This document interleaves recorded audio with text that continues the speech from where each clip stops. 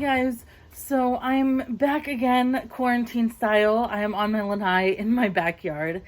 I thought it's beautiful outside, and clearly I'm not going anywhere else, so might as well film outside. So I'm out here on my lanai. My dog is with me. She loves being out in the sun. So I thought I would come on and do a bunch of videos for you guys so that I can kind of have some stockpile of videos so I can get them out and make sure that you guys see content, because I'm really trying. So I have kind of a mashup review for you guys. It's 4 different books that I'm going to be reviewing today. 2 are kind of similar, but the other 2 are not at all. But I thought that I would talk about them anyway, just because I have read them, and who knows, there could be someone on here that really wants to know about this book. I kind of pride myself in not being the typical booktuber.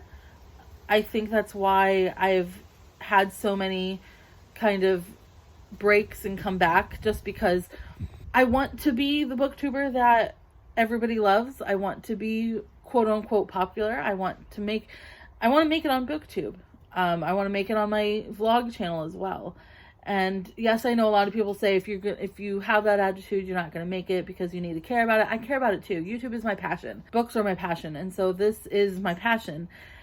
And sometimes it just bothers me when I'm trying my hardest and it just doesn't get shown.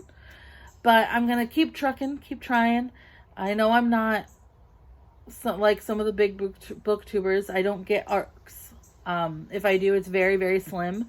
I don't normally read the most popular books at the most popular time. I have a lot of backlist reads, but I think that makes me who I am. So today, like I said, this has been a very long intro. I have 4 different books here to review for you guys, so I'm just going to kind of get right into it.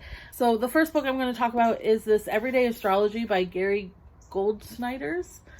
I loved this book. This has obviously all of the zodiac signs. Let me find one of the first pages. Well, it has the thing about all of the zodiac signs. So here, Gemini, it has a little paragraph about them. And then in their section, it has a bunch about 3 different things. So you can have, so like your sign, work, love, and family and friends. And it goes through so much different stuff, and it's very descriptive. I read my Aries profile, and it's very much like me.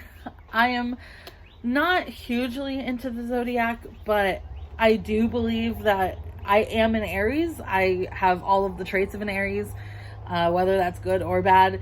And so it makes me believe because it's so true to me. But I really enjoyed this because I also got to read about my wife, which is a Sagittarius, and my best friend, which is a Taurus, and kind of get like an insight on their mind, because even though I don't work with my wife within the work series, it's like you can read about the Aries boss, or asking for a raise from the Aries boss, or breaking bad news to the Aries boss. So obviously, like, yes, that's to an Aries boss, but you might get some information about breaking bad news, or traveling and entertaining an Aries employee, or visiting an Aries friend, asking for advice from an Aries friend, children and the Aries spouse. So like there's a lot in here that you can get advice on and can kind of help you with certain people or things, or even yourself. And I really enjoyed that. The next book I have for you is actually a children's book. And I know I don't review a lot of children's books here on my channel, but I thought this one was really cute. And so I thought I would share it with you guys. And it is The Villains, the Evilest of Them All. This was a really, really cute book. I obviously, I love Disney. I love anything to do with Disney, especially the villains. And so this was really cute. This was basically a book with all of the villains in it. And it had kind of like a profile on them. So it had like their skills, their possession, their education, their prior work experience. But then has like a little like conversation between the villain and their sidekick. Like here it's the Evil Queen and the Mirror talking. And it's basically after their movie, like after what happened to them. and they're basically having this conversation to try to explain to this person why they are the evilest villain of them all. So I thought that was really cool. It had some extra villains in here that you don't see very often, like Cruella de Vil, you don't see very often. Hades is in here. Mother Gothel is in here. So it was really cool to kind of see their perspective, because you don't really ever see their perspective. You always see the princess's side or the good side instead of the evil. And so this was really cool to be able to read into their minds and see why they thought they were the evilest of them all. The next book that I have for you guys to review is Looking for Alaska by John Green. So you're probably saying, well, why do you have this in a mashup? You should just have a whole review for this. And I should, but I don't. I don't feel like there's enough to have for a full review. I know this is going to kill a lot of people, and don't murder me in the comments, but I did not really enjoy this book. I think I gave it a 3 out of 5 stars. I wasn't that thrilled with it. I don't know if maybe it was his first book, so I just don't like it as much as some of his others. Maybe it was just, to me, it seemed like there was a lot of unnecessary information in it. I don't know, but it was just not my favorite book. I will say, there's before and after. I did not enjoy the before part. I understand why it was there, because obviously you want to see what Alaska, like how Alaska was and what she did and everything like that. But there was a lot of information in the before part that I didn't think needed to be there. But then I loved the after part, obviously, because I love any crime history type things like that. So I loved the after and trying to figure out what happened. I will say, obviously, John Green is notorious for the kind of think of your own ending, which I don't like. I like it just because it makes you think. It's great for a book club because it makes you think, and it was very strange seeing as all 4 of us had different thoughts of what happened. And so it was very interesting in that point. But I do like a structured ending of knowing what happened, and I didn't get that with this. So it was a good book, don't get me wrong, but not what I thought it was going to be. I thought it was going to be a lot better because I have read other John Green books.